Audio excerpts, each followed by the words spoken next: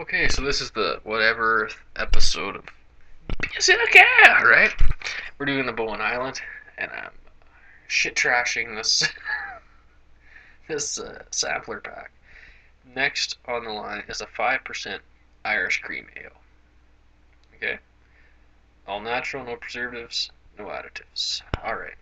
So, and in the memory of the commemoration of the umpteenth whatever Beerzerker episode, which isn't nearly as many as a lot of fucking beer reviewers out there. I have the 209th birthday of Alexander Keith's Brewery, established in 1820. So this cup's a few years old.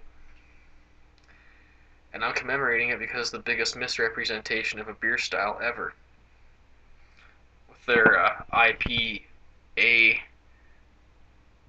slash pale lager.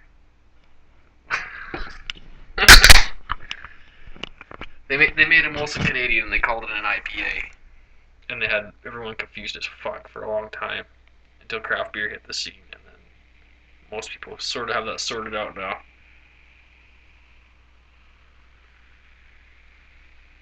Okay.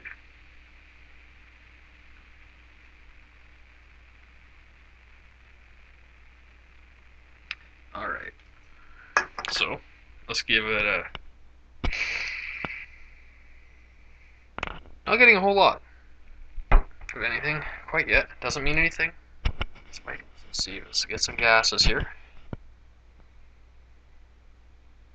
CO2 and beer foam. Getting a slight bit of brown malts. There's the head. It is not the densest head. It's a bit soap suddy. It is a lot denser than most, like not most, but than a lot of beer heads that I would consider bad. This is verging on an okay head. Okay, starting to get some nice ale smells.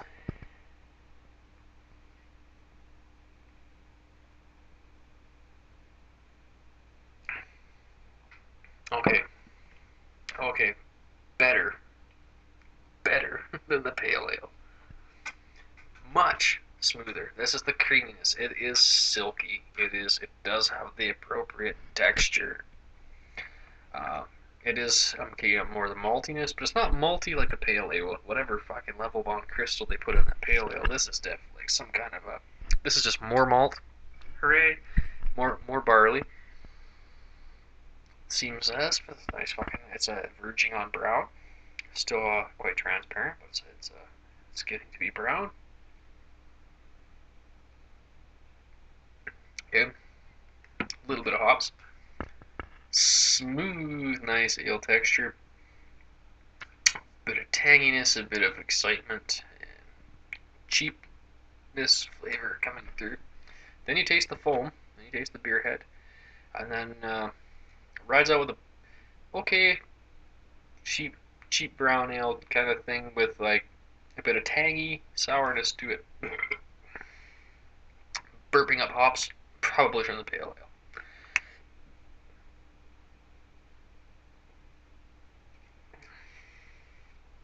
It has an incredible texture.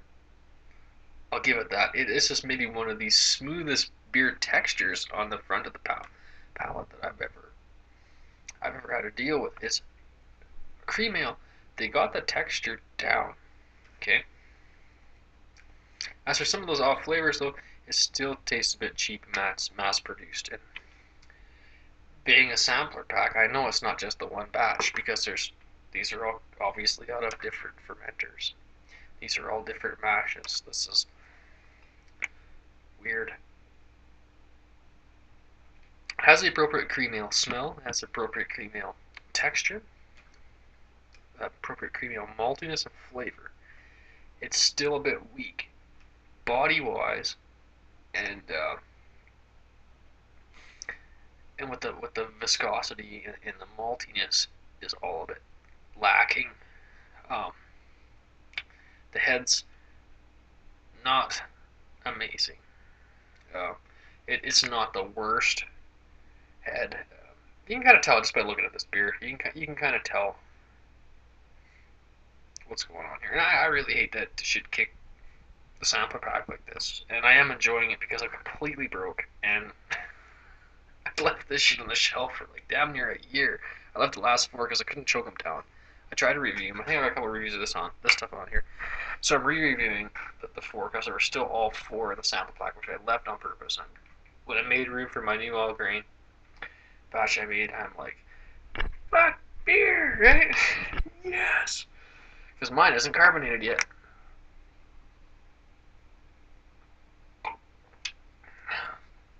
It's silky smooth. I almost wonder if they put gelatin in here to make it so smooth up front. Just on the front, on the way in, this stuff is smooth, baby. Well,